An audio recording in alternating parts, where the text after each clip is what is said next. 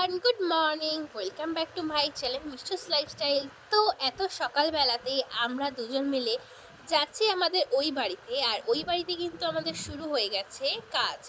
আজ বসবে আমাদের সামার শোল। তো চলো, আর এখানে কিন্তু দেখো ডাল্লোদের বাড়িটা মানে ভাঙা হয়ে গেছে, আর কিছুটা বাকি আছে, দেন তারপরে কিন্তু আমাদের বাড়ির কাজ শুরু হবে।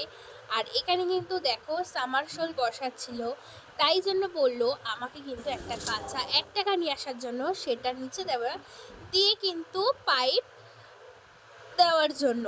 তো চলো, এখানে দেখো সাবমার্শালের কাজ হচ্ছে, আর এখানে ছেলেটা এত খাটে, আমার তো দেখে অনেক কষ্ট লাগে। যাই হোক, নিজের বাড়ি করতে গেলে অবশ্যই একটু খাটতে হবে, আর কথাতেই আছে কষ্ট করলে কেষ্ট মেলে। তো যাই হোক, অবশ্যই কেষ্ট মিলবে, কোনো না কোনো একদিন স্বপ্ন আমার পূরণ হবে। তো চলো, এখানে দেখো মোটামুটি কাজ কমপ্লিট, আর দেখো এখানে জল ওয়াশ হচ্ছে, কত কাদা। দেন তারপর কিন্তু চলে গেলাম আমি আমার গোপু সোনাকে পুজো করতে, আর তারামাকেও পুজো করতে চলে গেলাম, কারণ যেহেতু বাড়িতে প্রথম কাজ শুরু হয়েছে, সেই জন্য কিন্তুই আমি ঠাকুরকে পুজো দিয়ে কিন্তু সব কাজ আমি শুরু করতে চলেছি। তো চলো, তোমরা দেখতে থাকো। যেহেতু আজকে বৃহস্পতিবার, তাই কিন্তু আমি আজকে পুজোটা দিয়ে নিলাম, কারণ শনিবার দিন লেগে যাচ্ছে অমাবস্যা, সেই কারণে আমি পুজো দিতে পারবো না। আর আমি কিন্তু শনিবার দিনই কিন্তু, যেহেতু আমার বাড়িতে বড় মা আছে, আমি কিন্তু তাকে সেই কারণেই কিন্তু পুজো করি শনিবার দিন। আর যেহেতু অমাবস্যা লেগে গেছে, তাই কিন্তু বৃহস্পতিবার দিন পুজোটা সেরে নিলাম।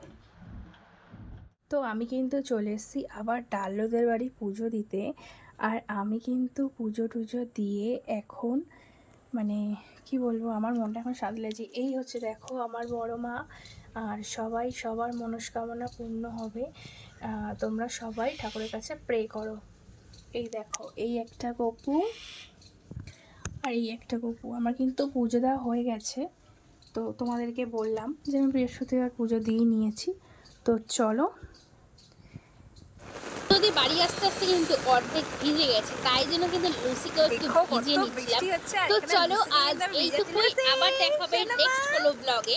আর চলো টাটা, আর সবাই কিন্তু ভালো থাকে, আর যাওয়ার সময় আমার চ্যানেলটাকে সাবস্ক্রাইব করে দিয়ে যেও।